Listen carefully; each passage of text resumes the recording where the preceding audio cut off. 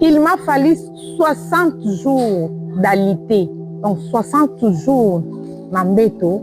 Et c'est par là que j'avais posé la question, Père, ce que j'ai likambo nga na oyeba te orientenga et ba ki kozongi sanga à l'âge de 9 ans. Selon la prophétie de Mvuluzi Kimbangu, cela veut dire Kabila le père et Kabila le fils. Baza mutu moko. Ba deux personnes te nenge biso to kanisa. Azali moko ya bai oyo fumu Kimbangu ye moko ayarotea. Déjà lorsqu'on parle de retour à l'authenticité, les noms Simon là, en tout cas franchement je ne sais pas si dans notre linéalogie nous avons Yide Simon. Non, c'est nous, il y a des Nkanga, il y a nos noms directement.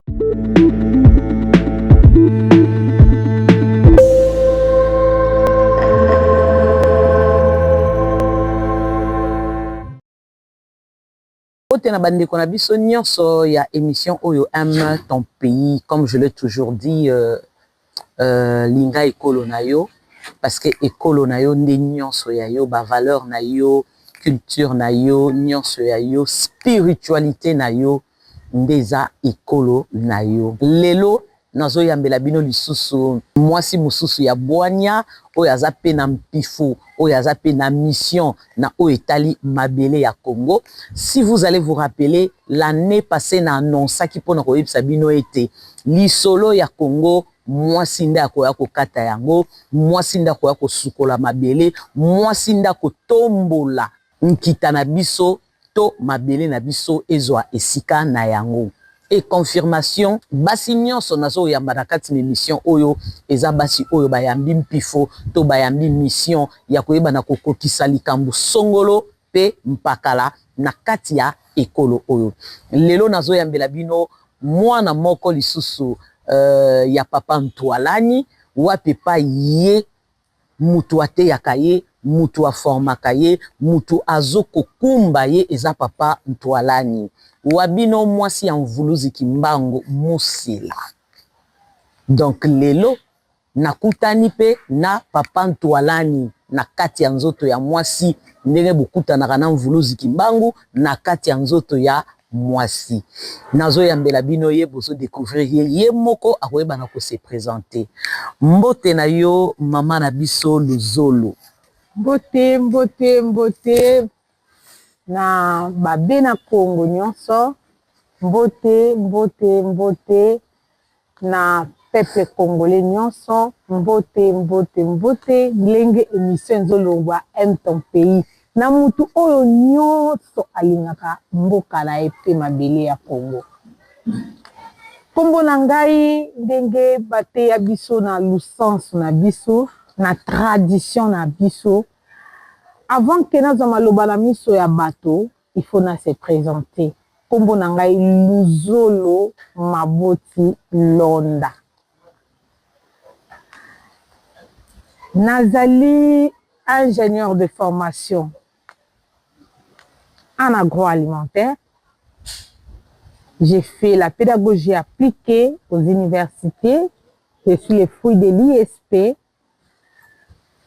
NASA plus avancé sur la transformation et la conservation des produits agricoles locaux. Et sur le plan spirituel, Azali moko yabai oyo fumu Kimbangu ye moko ayarotea. Fumu Kimbangu ayekotea. Tosengi elika, tosengi eloko ayebisi biso pe totuni tata. Ngai naza na posa yo inversé pyramide. Parce que pyramide, message na yo fumu Kimbangu est descendu trop bas. Toi na posa siko ekota na ba integlo. Et parmi ba integlo wana bisotoza. Moi je suis dans la transformation agroalimentaire. Donc je suis universitaire certifié. Naza moko ya bai oyo tata fumu wanlo fumu Kimbangu a koptanga comme enseignant. Mon père spirituel, c'est Ntwalani. Donc, c'est Ntwalani qui est mon père spirituel. Merci beaucoup. Matondo mingi na maman na biso Luzolo, je pense que Bouti Kolandaye, elle n'est pas n'importe qui, c'est vraiment une grande dame, aza intellectuelle, intello. Pona koyebi sabino ete bana ya bakoko. Banda na bandi lisolo ya bana bakoko, nazokuta bana ya bakoko, baza bien formé, baza bien battu, baza vraiment baza ya kokoka. Ok na français azali, ok na monokwamboka azali, ok na lingala azali. Mais ce que j'ai compris, il y a motuya, ezali kotombola, o ezali ba valeur na biso, to ba culture na biso. Tel qu'elle est là, azali oyo azali ko accompagner ba entreprise, petite et moyenne entreprise, na lolenge na ngo nyonso o etali ba produit na biso naturel, ba produit na biso africaine. Elle est vraiment basée sur ça. Et puis aujourd'hui, peut-être elle va pas présenter ses produits, mais dans les jours à venir, akoye ba ko présenter ba produit na ye. Mama Luzolo avandi na Congo Kinshasa, certes c'est vrai, mais elle est précisément na Matadi. Donc pour na komona ko uta na ye Matadi, elle est venue, elle est arrivée hier, c'était à quelle heure? À 5 heures. Vers 5 heures du matin. Aye uniquement pour ngana yeto ye bako travailler ko pesa yo masolo oyo et ko peso makasi esika yo zali parce que alandi na bémission amoni mwasi moko ya mayele azali koloba lisolo ya mabele linga ekolo na yo et en elle elle a trouvé que azana masolo oyo ekolo ekokende liboso. Voilà pourquoi Auti Matadi a quitté libiso awa na Kinshasa pour te toyeba kosala na ye musala elongo. Maman, je m'aurais vraiment au kende mwana mozindo obete la biso lisolo. En te regardant, je sens que d'une manière intellectuelle, oui, Ozaya Kovanda, et je m'aurais plus obete la biso lisolo.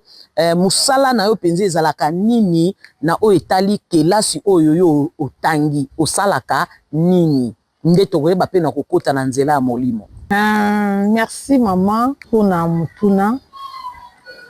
Na kelasi j'ai fait l'agroalimentation et la chimie et la conservation des produits alimentaires.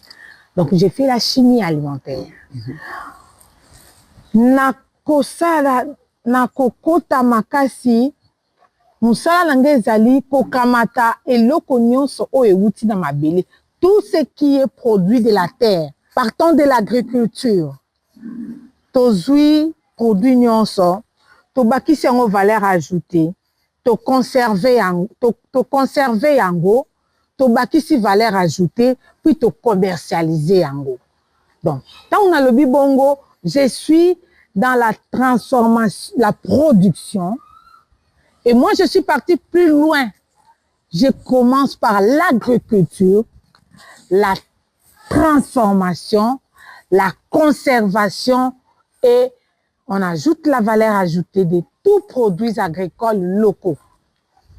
Oyo nyonso ezosalema na mabele na biso mite puteka.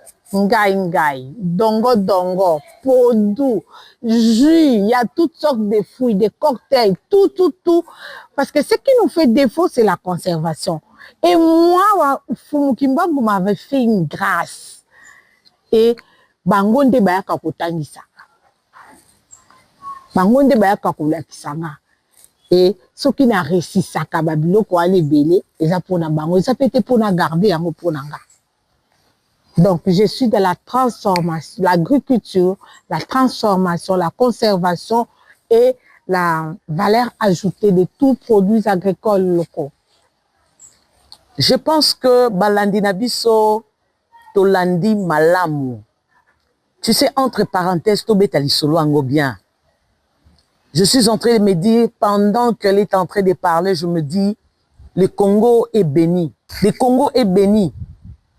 Yaromona mwasi o asatangi asi ayebi ndenge nini toko kozwa produit ya mabele na biso ndenge toko transformer yango ndenge nini tokoki ko conserver yango ndengeni toko chango sur les marchés. Je ne sais pas si on a des choses à envier et pas à bapaya. Moi, je crois qu'on n'en a pas. On n'a pas de choses à envier parce que nous avons des grandes dames. En parlant de grandes dames, on ne voit pas la monnaie. En parlant de grandes dames, on voit la tête. C'est une tête bien faite. Donc, telle qu'elle est là, Nambo Kanabiso, elle est capable. Il y a comme Mabiso, Toko Kakozwa Matembele, toute l'année. Tous à la consommer car Matembele pour nous liate. Aye bisabiso Matembele kake ko bisabiso nini comme les lois où te ko salanga démonstration en parlant de la chikwang alobi nanga walongo vuluzi kimbangu fumu kimbangu atikela kibiso biloko mibale o ezali linyoko pe mbila nzete ya mbila ake ko développer alobi omoni kwango zoko sala e uti na nzela ya linyoko na kati ya linyoko fufu ezoko bima na kati ya linyoko tozui pondu na kati ya linyoko tozui amidon tozui amidon tozui gari na kati ya linyoko tozui gari tozui tapioca kana linyoko. Vous voyez un peu kaka na linyoko wana moko abimiseli biso bilei ebele et ayebi ndenge ya ko conserver yango. Donc pour vous dire, on n'a rien à envier libanda ya mboka na biso. Si seulement notre gouvernement aussi peut jeter son regard na bana ya ekolo. Parce que ici, là, je vous dirai clairement, Walongo Fumukimbango Salinga grâce azotinde la kanga batu ya lolenge na lolenge ya lolenge na lolenge et j'ai compris que Toti Kakolobake Mfumukimbangu nanwa tomboli misala na ete. Misala na ese tombwami. Ezaka ne loko moko esengeli katana de tomona misala ngo nyonso. Ce qui est vrai, tout le monde est déjà bien préparé. Mama siko na kozonga na ngambo eza spirituel na okende lisusu na oyo eza mayele scientifique parce que sur le plan scientifique on déjà prouvé. Prouvé biso yango. Moi, surtout personnellement, j'ai de l'expérience par rapport à l'entreprise Moisi Boigna, parce qu'elle est en train de nous accompagner. Nalinus Konaïeba sur le plan spirituel, au Vande Yuapi, Petata Zokambayo Lokola Nani. Namakambo etali mabele nabiso. Merci beaucoup, maman.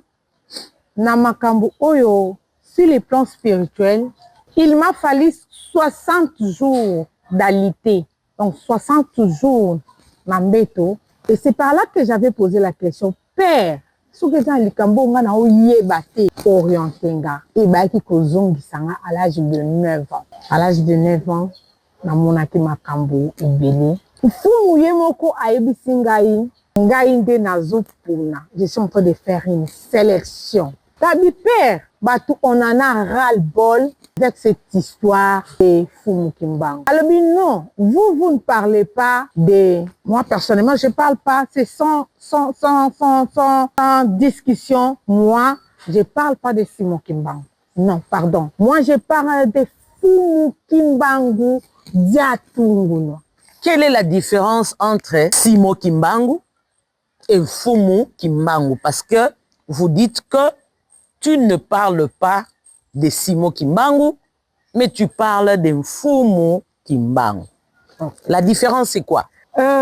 Déjà, lorsqu'on parle de retour à l'authenticité, les noms Simon là, en tout cas, franchement, je ne sais pas si dans notre linéalogie, nous avons eu des Simon.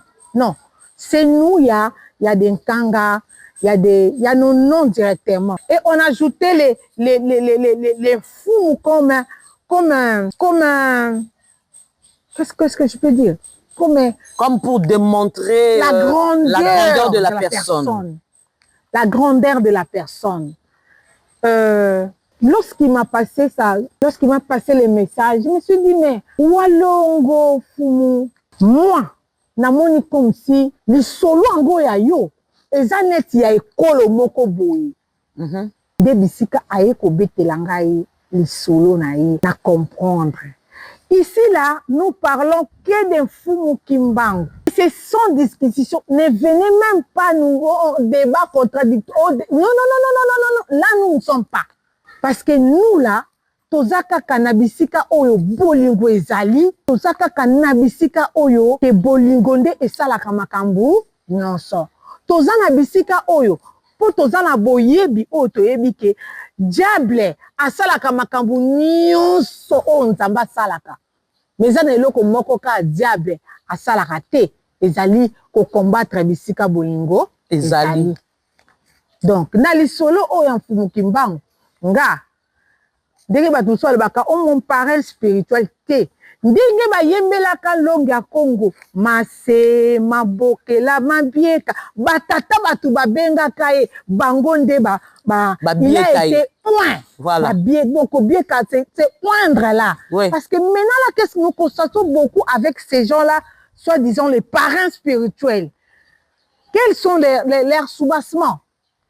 Là, on met entre parenthèses, ce n'est pas à nous. Mais nous sommes dans la lignée de ces gens-là que Kimbangu lui-même est en train de faire la sélection. Et il nous a coopté un enseignant. L'enseignant par excellence. Moutounion so o azala nzela nzila Congo. Ayebi que l'enseignant par excellence. Ezali. Toalani. Merci beaucoup. Je pense que Bolandi Mama, mes réponses Nabiso Penza au Pesiango précisément, le rôle que toi tu es en train de jouer, les rôles Nini, na o etali mabele Nabiso. Le rôle que moi je suis en train de jouer, moi je suis là que pour sécuriser la terre. Okay. Et en partant de ce que je dis de la chimie alimentaire, donc, je suis membre de la CONAREF, qui est la coordination nationale de la réforme foncière, là où nous travaillons seulement pour sécuriser la terre, nos terres, la terre congolaise, les sols et les sous-sols. Si je comprends bien, elle est gardienne de la terre. Je protège seulement l'intérêt de la terre. Et tant que gardienne de la terre, maman, tozana marambo ebele, tolobi, etumba o mwasinda kobundango, etumba o mwasinde akolonga yango. Etumba o mwasinda kobundango, etumba o mwasinda akolonga yango. Parce que na 1921, tangu na kokangama liboso tangu papa Kimbangu, akenda kina Mbanza-Nsanda. Tangu balobaka, on parle de la prophétie de Mbanza-Nsanda. Kuna papa Kimbangu a solo la kana ba mama, ayebisi bango. Botinda bana na bido ba kekotanga. Botinda bana na bido ba kekotanga parce que bango nde bakozonga pona koya kokamba mboka oyo. Donc, ça a été déjà dit en 1921. Et accomplissement, maman, on peut comprendre qui bâtit d'abord la classe. Mais monsieur, on peut comprendre qui te va regarder lycée, c'est mon école. Mais c'est maintenant là l'accomplissement la prophétie en 1921. Oui, en disant de l'accomplissement et la prophétie en 1921, Bato Belé, Bazolo Babalobi, il y a une prophétie que Mvuluzi Kimbangu, Mfumu Kimbangu avait donnée na Oetali Mabele. Alobaki sur les 5e présidents. Maman, to comité, selon langage à l'élo, balobi to comité na 5e président, et l'okezo simba ezate. Vous savez, bien que Namoro na lobarali solo, mais quand je me retrouve aussi avec d'autres femmes qui en ont cette connaissance-là, je pense que je dois poser des questions par rapport à ce que les peuples ou la foule ont toujours posé. Parce que nous avons toujours eu de retours venant de nos abonnés et ce sont ces questions que je vous pose. En parlant de cela, qu'est-ce que vous dites? En parlant de la prophétie de Mbanza-Nsanda, aujourd'hui, là, nous en sommes la 5e président de Bango Bazolo. Selon le langage. Selon le langage. Yabatunion sont autant de 5 présidents. Nous voulons vraiment savoir. Selon maintenant Fumu Kimbangu. Jusqu'à présent, Tozaka a 4e président. Ah bon? Mais comment? Oui. Le premier président, qui Vertinae, il sera un homme tempérant. C'était le président Kassavou. Le deuxième président, Akuzala Bikaratin, c'était le président Mobutu. Et sur le plan spirituel, on l'appelle Ouassissa. Parce que Mobutu, quel que soit Makambounaye, c'est Mobutu qui est entré en contact. Mobutu savait les vraies destinées du Congo. Mobutu, comment on appelle ça quand il est. En parlant de Ouassissa, l'explication c'est quoi? Ça signifie quoi? Ah, Moututotiki. Ok, ok. Quand vous êtes le troisième président, voici soit. On se termine d'abord avec cet échelonnement. Le troisième président, c'était le président Kabila, le père. Et le quatrième, le troisième et le quatrième, là, calcul y a battu. Et c'est-à-dire Kabila, le père, on a Kabila, le fils. Bango mi balé, bazo salamutu. Excusez-moi. Selon la prophétie d'Mvulu Zikimbangu, cela veut dire Kabila le père et Kabila le fils. Baza mutu moko. Ba deux personnes te. Nenge biso to kanisa. Baza deux personnes te. Vas-y. Mutu o nyonso azaya solo. Oyo fumu akoptaye. Toi ni comme enseignant. Akoptaye. Bumba comme enseignant. Akoya kope sa biso feedback daye. Kenabisika o biso to kosi te. Matondo. To comme na quatrième président, c'est le président Fachi. Donc, jusque-là, nous n'avons que 4 présidents. Nous n'avons que 4 présidents. Il n'en est pas question. Non. Il y a 5e président. Non. Waouh. Mais Balandia, émission Oyo aime ton pays. Tozaka ko timbola, tozaka ko creuser. Je pense que le lot vérité Oyo, koyeba ko changer donne ya mambu belé na kati na biso et nous allons comprendre le 4e président selon Vulunzi. Ou Mfumu Kimbangu, qu'est-ce qu'il avait parlé de ce 4e président? Madame, je vous écoute. Peuple, on a besoin pour y c'est le président Fachi. Makabu onazolo balelo. Et comme là, cette émission, beaucoup c'est la biso yango. Moi, j'aime tous les services de renseignement. Voilà. Parce que ce sont eux que les services Nzambe Achananzela pour que Makambu Ebele comme la présidente. Voilà. Nous savons que ma prophétie est belée. Président Yemoko Pesoka a vendu à commis déséquilibré parce que Nabo Motonae, il a le temps. Il y a qu'on vendre Yemoko, puis il y a qu'on landa, likambu moko, on ndege ba comme c'est là. Nous ne sommes pas une église. Non, vous ne verrez pas la kataba communauté. Beaucoup monde a bissoté. Qu'est-ce qui s'était dit pour le 4e président? Makambu Ona Oloba, le président Fachi, lui-même sera peut-être étonné aujourd'hui. La service n'a bisogno sobo comme c'est la présidente. Il sera étonné Likambu Ona Zoloba Lelo. Que moi si moko o aza leki na ye dans âge dans musika, mais azo rappeler l'histoire. Le président Fachi a fait ses études na Tumba, la mission Tumba.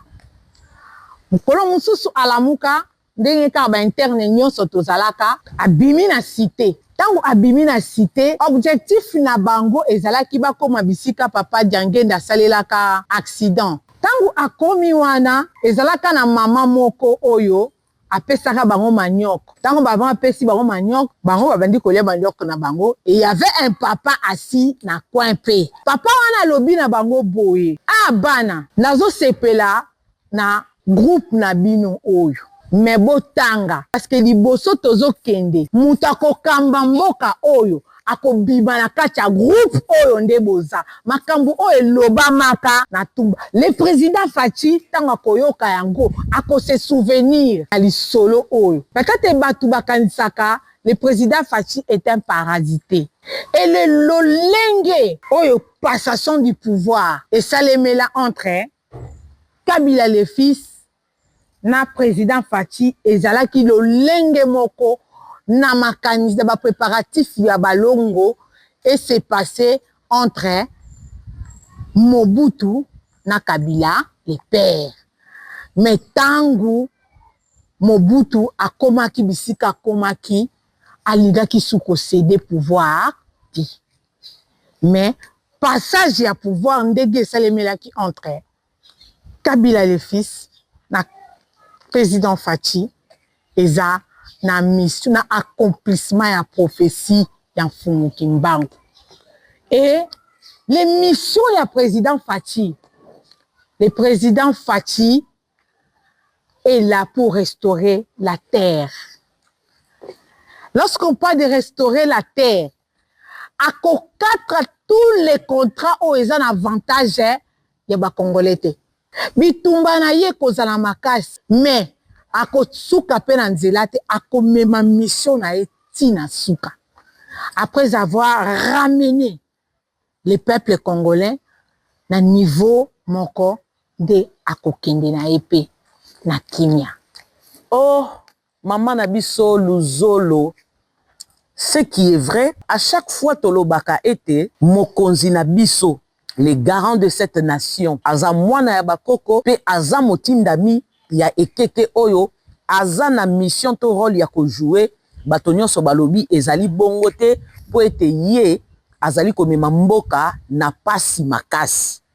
Sikoyo, pasi wana ezali ko uta wapi, ba abonné na biso balobi, soki ezali yende, mutu, bakoko, ba telemisi, pona nini pasi ezali ko continuer, pona nini ezoko bonga, te. Na bomoto boye, batu bakoyi kolobake, président mutaye na pasi. Mais na kotala na komona, pasi yo eza na ba origine ebele. Parce que nous-mêmes, nous n'avons pas une religion. Tozali multi sectoriel. Tozala bango ebele. Sikoyo, biso tolobi ke le président Faci azali mwana wa ya balongo.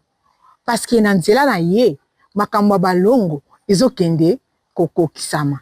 Et puis pas si o batu bazo ganga ekosila parce que Nzambe akocha matoyi ya ko arriver période au président matoyi na ye moko ekoyoka po il faut bakamba pe ko kamba e pa ya banani e pa ya batu ba ye liboso na ye ka te po la mbongo. Et secret wana c'est le président Mobutu qui avait ça. Président Mobutu akambama qui est pas balongo. Akoka ki ko franchir pate sans que ayoka veut ya balongo. Maman wana na ukata yo. Parce que bisono sotomona comment mboka etambola na époque wana combien souffrance ekotaki, mais quand tu dis que l'ex-président Mobutu akambaki biso Nanzela ya balongo, explique-toi d'abord. Et le quoi liboso, je m'explique. Et le quoi liboso, président Mobutu aboyaka ezala kitango alobi zaérinisation. Tango balongo ba ekola kisayeke ba monument ebele ezala cause ya malheur na biso. Et puis toyaki kozonga na zaérinisation. De biso tozonga baluzolo. To koma baluzolo, to botabi baluzolo. Or, na époque, wana na koka kobota maluzolo te, na koka kobota ma Suzanne, babakisi luzolo la moko. Vous comprenez? Ce qui to l'église, to la démonstration oyo bien. Mutu nyonso akota si YouTube, aluka film ya inauguration ya Pont Maréchal.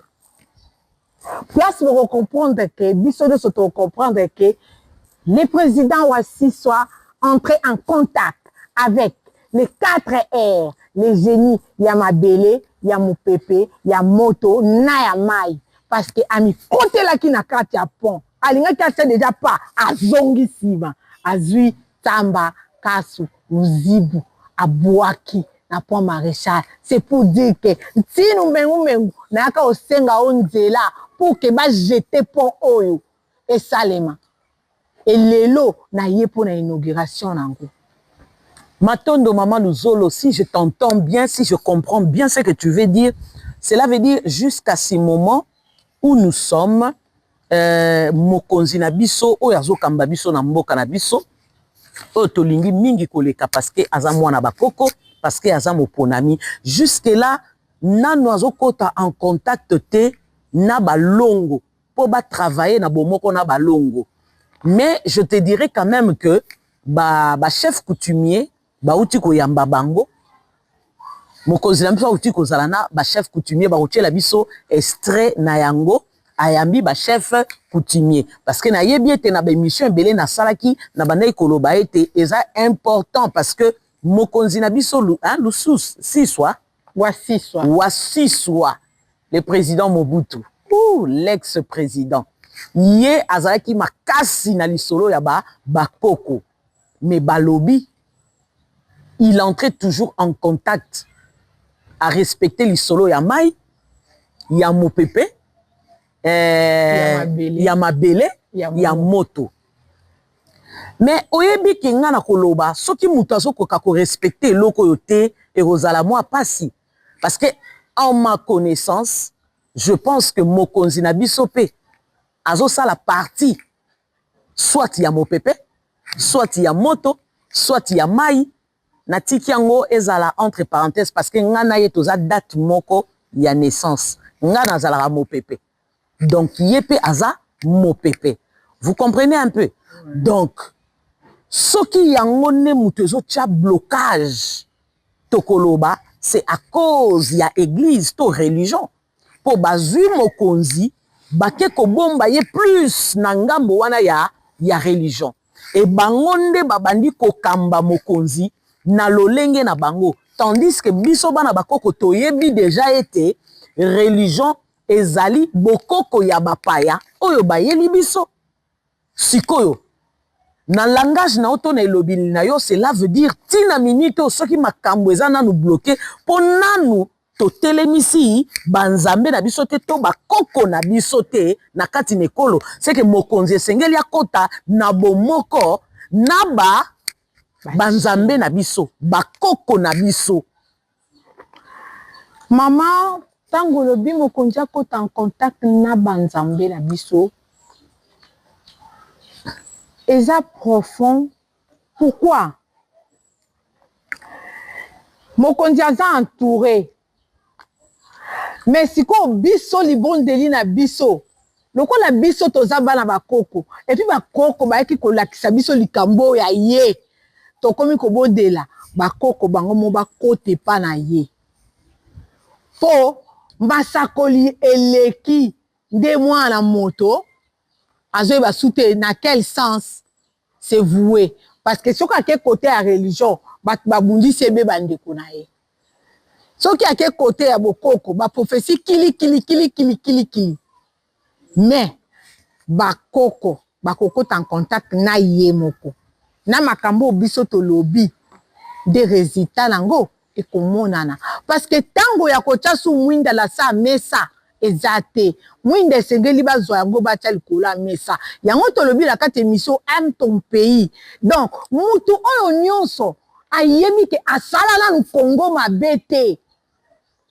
nzambe akopesa ye message mpona mboka oyo mais oyo nyonso akomplotaka mpona Congo d'une manière ou d'une autre tokovanda na biso kaka bakobanda kobimaka boye parce que quelque part il y a un groupe de gens, il y a un groupe de femmes, il y a un groupe de femmes qui balalaka te basi wana basenga eloko te mais baza wana tout le temps na lamentation mpona mboka basi wana babondelaka mpona ekolo basi wana baza bamissionnaire bakaba bomoi na bango na vie na bango batambolaka butu batambolaka moi bisika fumu alongo azotinda bango mpona koke kobondela mpona mboka donc toza na kobanga te po toyebi ke lokola lisakoli ya ye moko président ekokisami elelo lisolo oyo tobeti yango bato nyonso bakolanda biso boya na bino na divergence te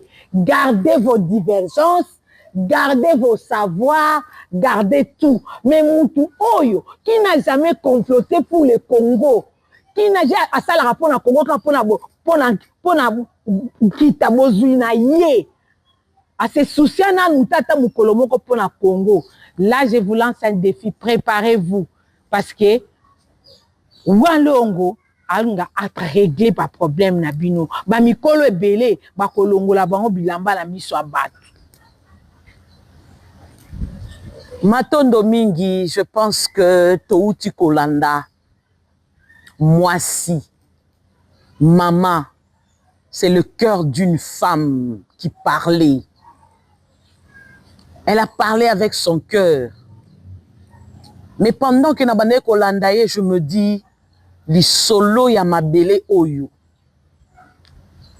Oui, yo poussana na yo pembeni ya mokonzi, profiter liambongo, tambola na mituka, sala oyo lingi, meyeba ke ba gardienne de la terre bazawana, ba bateli babele bazawana, ba yeba ko tombola, ba valeur ya mabele oyo baza, pe walongo fumukimbangu azoko sélectionner bango dans le 4 coins du monde, azo sangisa bango, bakolo ba langage moko, bako bunda etumba moko.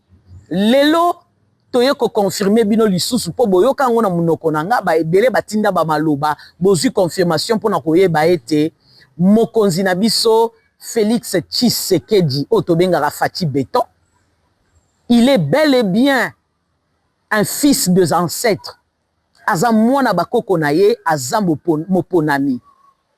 Et namutu na ye nakati na ye ayebi prophétie na ye ya bokonzi euta wapi. Abotami na libota ya ebele ya bana oyo lobi bazalaki na motuya liboso na bato. Mais ye oyo azalaki na motuya te, azalaki na motuya liboso na bakoko. Pourquoi? Parce que c'est lié à son cœur. Notre président, vous pouvez tout dire, c'est un homme qui a son cœur nakati ya loboko na ye. Azana motema na ye nakati ya loboko na ye. Vous savez, tozo sololana bato ebele tozo yeba makambo ebele na mozindo. Alors, on est censé yako protéger mokonzi ya mboka. On est censé yako sa la sécurité na ye. Et soki tozo mona mboka oyo ezokoka kotambola ndenge longo banité, nous ne pouvons pas nous lever chaque fois pour condamner les chefs de l'État. Je vous dirai une chose, et la vérité, auto fongola, lelo poto zumokano ya obomba lisusu te, to comme une étape ya olongola bagan. Bato bazingi chef de l'État. Baye o bazo travailler tout autour ya chef de l'État. Eza baye wana bazo bebisa mission ya chef de l'État. Bazo tala ba intérêt na bango, mais bazo tala intérêt ya chef de l'État te. Or intérêt ya chef de l'État, eza charge o ya memi, ya kwa accomplir mission ya bakoko na ye. Ya kwa accomplir mission ya bakoko na ye. Et voilà pourquoi nous sommes en train de dire, yo mutoza pembeni ya chef de l'État, ozo jouer rôle na yo ndenge sengelité. To uti ko lancer bino défi ya kolobana bino, bakolongola bino bilamba. Masolo o ezoko kisama lelo. Biso to sala musala na yango des années eleki. Mais lelo ekokisami mariage o ezalaki entre chef de l'État na ancien président, ex-président et Katana. To moni ndenge moko na moko azokende kokoya. Or biso to ya déjà na ba message wana to tika yango na kati ya bureau ya bato basala ra musala sur le plan spirituel pour un chef de l'État. Et là-bas on n'a pas tenu compte, on tient pas compte. Il y a ba message o ezoko ya o ezoko uta na petit peuple. Foule oyo eye banité. Bozo tenir compte kaka ya batu oyo baza ba grand, les grands serviteurs de Dieu. Tokoyana émission Moussousou où nous allons parler de ces grands serviteurs de Dieu et ces personnes-là qui travaillent na katia politique.